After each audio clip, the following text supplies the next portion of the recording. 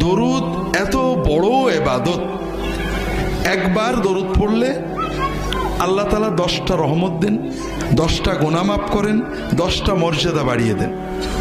আল্লাহর ফেরেশতারা দোয়া করে, আল্লাহর রাসূল সাল্লাল্লাহু আলাইহি ওয়াসাল্লামের কাছে দরুদ পৌঁছে দেওয়া হয়, পৌঁছানোর সময় আমার নাম আমার বাবার নাম বলা হয়। এরপরে নবীজি সাল্লাল্লাহু আলাইহি ওয়াসাল্লাম নিজে দোয়া করেন, সালাম দিলে সালামের জবাব দিয়ে দেন। যে বেশি বেশি দরুদ পড়বে আল্লাহ তাআলা তার আরো কিছু মর্যাদা দেবেন। 1 নম্বর, তার দুনিয়ার টেনশন, মনের কষ্ট দূর করে দেবেন। 2 নম্বর, তার দোয়া কবুল করবেন।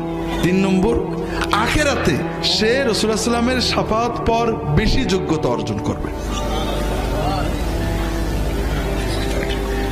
তাহলে আমরা দরুদ পড়লাম, একবারই পড়ি। এখন কথা হলো কোন দরুদ পড়ব, ঠিক না? এটাও তো মুসলমানদের ঝগড়ার একটা বড় বিষয়। মুসলমানরা নামাজ রোজা নিয়ে ঝগড়া করে না, হালাল খাওয়া নিয়েও ঝগড়া করে না, কারণ এগুলো আল্লাহ কোরআনে বেশি বলেছেন। আর যেগুলো আল্লাহ কোরআনে বলেননি, রাসূলুল্লাহ সাল্লাল্লাহু আলাইহি ওয়াসাল্লাম মোটে বলেননি, এইগুলো নিয়ে ঝগড়া করে।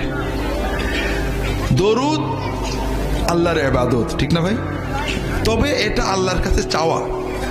আপনি যদি না পারেন এমনি বলেন আল্লাহুম্মা সাল্লি আলা মুহাম্মদ, এটাও দরুদ।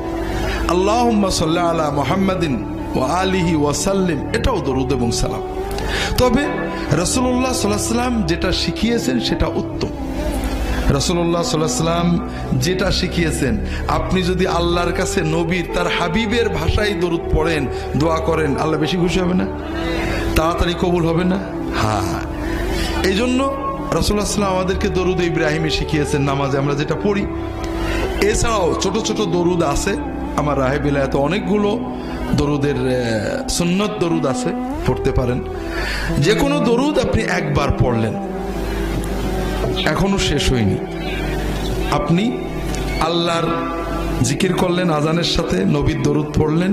রাসূলুল্লাহ সাল্লাল্লাহু আলাইহি ওয়াসাল্লাম বলছেন, তুম্মা সাল্লু আলাইয়া, তোমরা আমার উপরে আজানের পরে দরুদ পড়বে। আমাদের দেশে নেই, বাংলাদেশের অনেক জায়গায় আছে। আজানের আগে দরুদ পড়ে, আবার আপত্তি করলে ঝগড়া করে, নবীর দরুদ পড়ো, তোমার কি? নবীজি বললেন আজানের আগে পড়তে না পরে পড়তে? পরে পড়তে। ভালো কাজ নবীজির নিয়মের বাইরে করলে কি ভালো থাকে?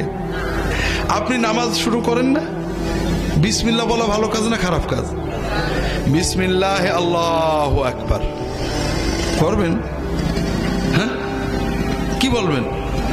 আল্লাহু আকবার, বিসমিল্লাহ বলবেন না? কে এত একটা ভালো কাজ করবেন না? কে? কারণ এই সময় নবীজি বিসমিল্লাহ বলা শেখাননি, এই সময় আল্লাহু আকবার বলাই হলো বিসমিল্লাহ। কথা বোঝেননি? আবার যখন আমরা কুরবানি করবো, জবাই করবো, তখন কি বলবো? বিসমিল্লাহ আল্লাহু আকবার, এটা ঠিক আছে, ওই সময় নবীজি বিসমিল্লাহ আল্লাহু আকবার বলেছেন। কথা বোঝেননি? কাজেই ভালো কাজ, আপনি নামাজ পড়বেন, আউযু বিল্লাহি মিনাশ শাইতানির রাজিম, বিসমিল্লাহির রহমানির রহিম, আল্লাহু আকবার বলবেন নাকি? আউযু বিল্লাহ ভালো কথা, বিসমিল্লাহ ভালো কথা, কিন্তু ইবাদত বন্দেগী নবীর শিক্ষার বাইরে যুক্তি তর্ক দিয়ে বানানোর মানেই হলো আপনি নবী মানেন না। নবী যে মানে সে যুক্তি খোঁজে না, সে নবী খোঁজে। আর নবী যে মানে না সে কি খোঁজে? যুক্তি খোঁজে। আমার দেখতে হবে নবী কেমন করে করেছেন আলাইহিস সালাতু ওয়াস সালাম।